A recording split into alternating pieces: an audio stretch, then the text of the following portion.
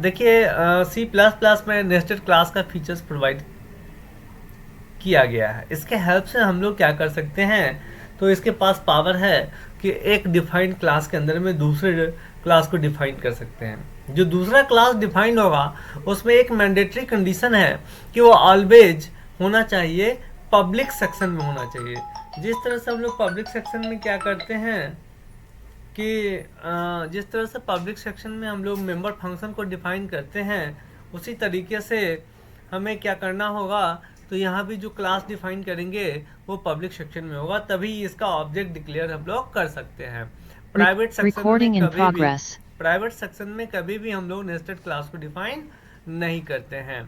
तो सबसे पहले चलिए लिखते हैं definition. Nested class, A type of class, a type of class which define inside an existing class known as nested class.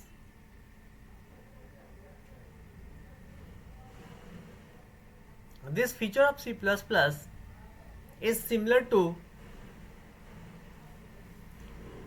nested if else and nested loop, but only the differences is in this case a class define another class. This ability of C++ known as nested class.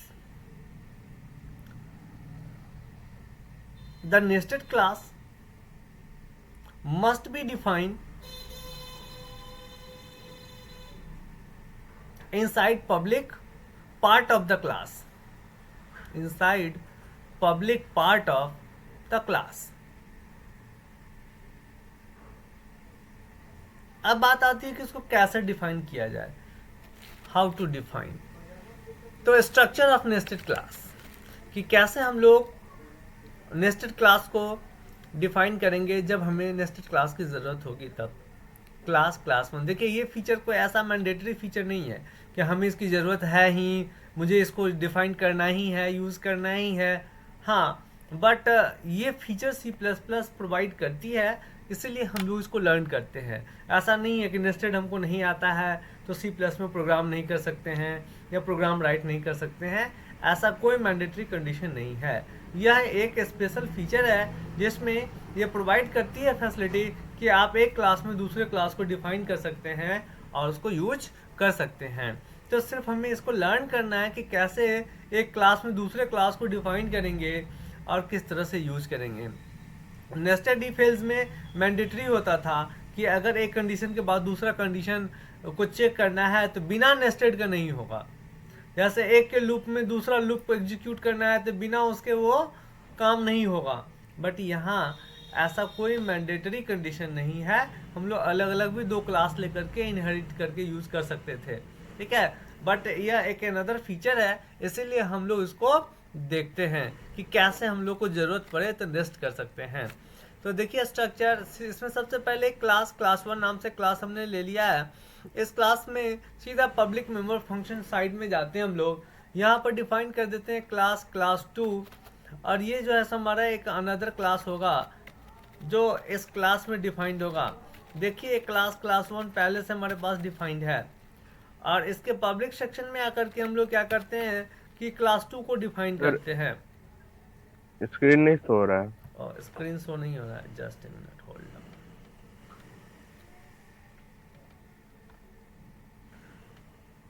Structure of nested class, ये देखिए class one हमारा पहले से defined है, और ये जो class one है ये इसके अंदर में जो पब्लिक पार्ट है, public part of class one define another class that name is class two. और इस क्लास टू में हमने पब्लिक सेक्शन में या प्राइवेट सेक्शन में डेटा मेंबर ले सकते हैं। यहाँ पर ये क्लास टू में हमको अलाउ करता है कि आप कुछ भी ले सकते हैं, प्राइवेट में भी डेटा मेंबर को रख सकते हैं और पब्लिक सेक्शन में भी रख सकते हैं, देयर इज़ नो प्रॉब्लम। हम आपको सेपरेटली ही दिखा देते हैं कि यहाँ ये कोई मैंडेटरी नहीं है, बट ये जो हमारा नेस्टेड क्लास है, ये कंडीशन है कि ये पब्लिक में ही होना चाहिए, तभी ये आगे चल करके ऑब्जेक्ट के थ्रू अपने डेटा को रिप्रेजेंट कर पाएगा। लेकिन ये जो क्लास 2 है, this class 2 can define both of the parts, private and the public. अब प्राइवेट पार्ट में हम लोग क्या करते हैं सेक्शन में, तो हम लोग ले लेते हैं डेटा मेंबर्स जैसे इंटीजर, फ्लोट, कैर। फिर पब्लिक सेक्शन में हम लोग क्या करते हैं, तो फंक्शन डिफाइन करते हैं और वो फंक्शन उस डेटा प्रॉपर्टी को रिप्रेजेंट करता है। फिर नेस्टेड क्लास को टर्मिनेट कर देते हैं और फिर आउटर क्लास को टर्मिनेट कर देते हैं। इस तरह से नेस्टेड क्लास को हम लोग डिफाइन करते हैं। तो लिख लीजिए स्ट्रक्चर।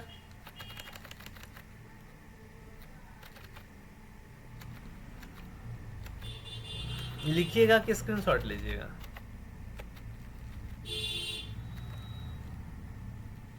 नहीं आता, एक मिनट शॉट ले लेते हैं सर। ले लीजिए। नहीं नहीं, लिख ही लो, क्या लगा 2 मिनट लगेगा।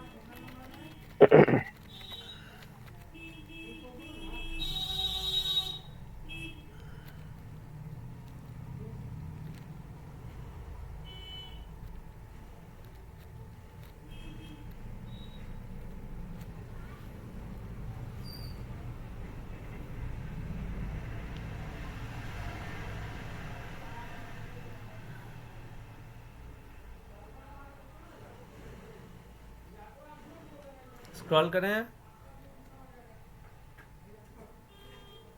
Yes sir.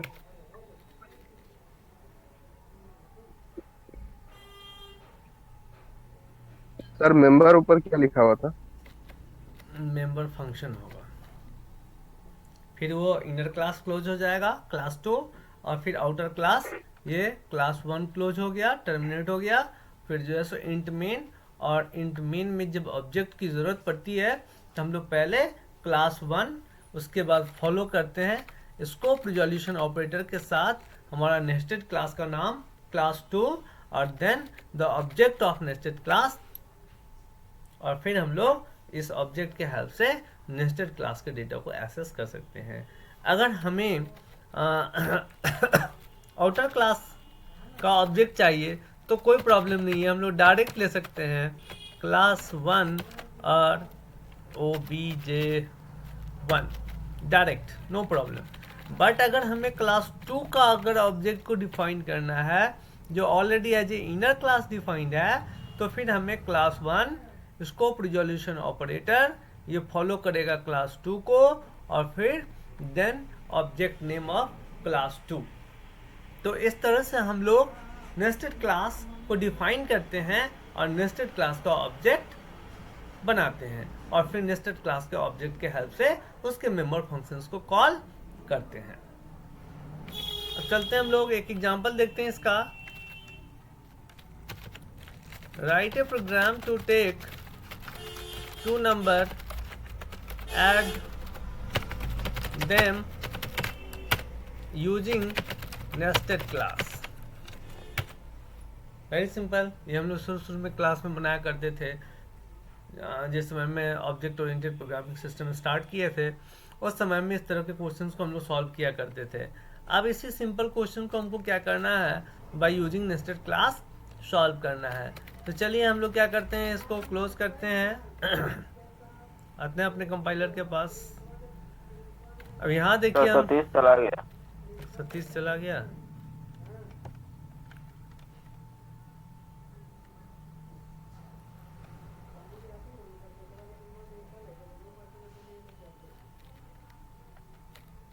नेटवर्क इशू होगा। देखिए यहाँ पर हमने एक क्लास डिफाइन किया, hash include iostream using namespace std class 1। Public section में एक क्लास 2 डिफाइन कर दिए, इसके पब्लिक सेक्शन में इंट एक्स वाई ले लिए, void input cout enter 2 number ले लिए, शीन एक्स वाई कर लिए, दोनों नंबर को डिस्प्ले कर दिए, एक्स की वैल्यू वाई की वैल्यू। फिर तीसरा मेंबर फंक्शन ले लिए void sum, cout sum equal x plus y. फिर हमने इनर क्लास को क्लोज कर दिया, फिर हमने आउटर क्लास को क्लोज कर दिए। अब देखिए इसी में अगर 2 नंबर का ग्रेटर स्मॉलर बनाना हो, सब्सट्रैक्शन बनाना हो, कुछ भी ऐड करना हो तो आसानी से ऐड कर सकते हैं। जैसे सब्सट्रैक्शन ऐड करना है तो फंक्शन का नाम को यहाँ पर मेंबर फंक्शन का नाम को चेंज कर दिए, यहाँ करके ऑपरेशन चेंज कर दिए, यहाँ करके माइनस कर दिए और फिर यहाँ करके उसको कॉल कर लेंगे z.sub। ठीक है, तो इस तरह से हम लोग इसको डिफाइन करते हैं। सतीश नहीं था, एक बार फिर दिखा देते हैं। देखिए क्लास 1 पब्लिक क्लास 2, फिर क्लास 2 के पब्लिक सेक्शन में 2 वेरिएबल ले लिए int xy, फिर एक मेंबर फंक्शन ले लेते हैं void इनपुट। अब इनपुट से 2 नंबर का इनपुट कराते हैं, इंटर 2 नंबर, x और y को सी इन कर दिए, फिर x और y को डिस्प्ले कर दिए, फिर x और y को सम नाम के मेंबर फंक्शन से ऐड कर दिए, फिर सब नाम के मेंबर फंक्शन से सब्सट्रैक्ट कर दिए, फिर इनर क्लास को क्लोज कर दिए, फिर आउटर क्लास को क्लोज कर दिए, फिर मेन में चलते हैं। Class 1 scope resolution followed by class 2 then z। Here z is the object of class 2 which followed by the class 1। अब z डॉट इनपुट, फिर z dot display, z dot sum, z dot sub. अब अगर हम लोग इस programme को execute करते हैं तब देखिए चलिए क्या होता है। एग्जीक्यूट कर गया, वैल्यू दिए and the output is x equal 20, y equal 10 और सम 30 और सब्सट्रैक्शन 20। तो इस तरह से हम लोग नेस्टेड क्लास में यूज़ करते हैं इजली और प्रोग्राम बनाते हैं। कोई डाउट है इसके अंतर्गत? देख लीजिए इसको, ये लीजिए इसका स्क्रीनशॉट ले लीजिए, 2 बार में आएगा प्रोग्राम का। Down sir.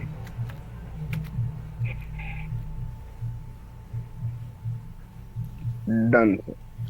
अब देखिए अगर कोई कह दे क्या कि अगर इसके अंदर में भी वो क्लास डिफाइन कर लो भाई, तो कुछ नहीं करना है। फिर क्लास 3 इसके अंदर में लेके चले आए। इसमें एक पब्लिक ले लेते हैं, इसमें एक void सो डिफाइन कर देते हैं, सी आउट सिंपल एक मैसेज दे देते हैं, एंडल। अब इसमें दे दिए CCU and the second nested class calling। सो है, अब हमको अगर वहाँ तक जाना है तो कैसे पहुँचेंगे? तो क्लास 1, क्लास 2, क्लास 3, Z1। मैं दिखाना चाह रहा हूँ कि आप इस तरह से किसी भी लेवल से आप नेस्टेड कर सकते हैं, 1 2 3 4 इस तरह से आप you can move easily, define a class inside another class, execute them without any problem। देखिए आ रहा है सेकेंड नेस्टेड क्लास कॉलिंग। तो जो जैसा ज़रूरत होगा वैसा हम लोग इस तरह से कॉल कर सकते हैं। एक के अंदर में दूसरा, दूसरे के अंदर में तीसरा, तीसरे के अंदर में चौथा, चौथे के अंदर में पांचवा, और इस तरह का जो क्लास हम लोग डिफाइन करते हैं उसको कॉल करने के लिए स्कोप रिजोल्यूशन ऑपरेटर से हम लोग फॉलो करते हैं कि किस क्लास का ऑब्जेक्ट हमको फाइनली चाहिए, और फिर उसके पाथ से हम लोग वहाँ तक पहुँचते हैं, फिर उसको ऑब्जेक्ट डिफाइन करते हैं, फिर उसके मेंबर फंक्शन को कॉल करते हैं। क्लियर है? अब फिर से एक बार इस प्रोग्राम का आप स्क्रीनशॉट ले लीजिए, इसमें मैंने लेवल बढ़ा दिया है।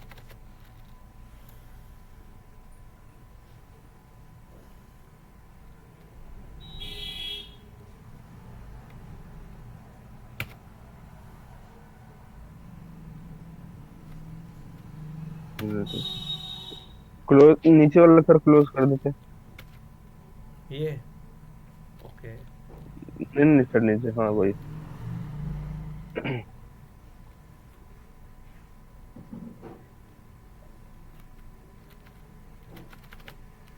First part,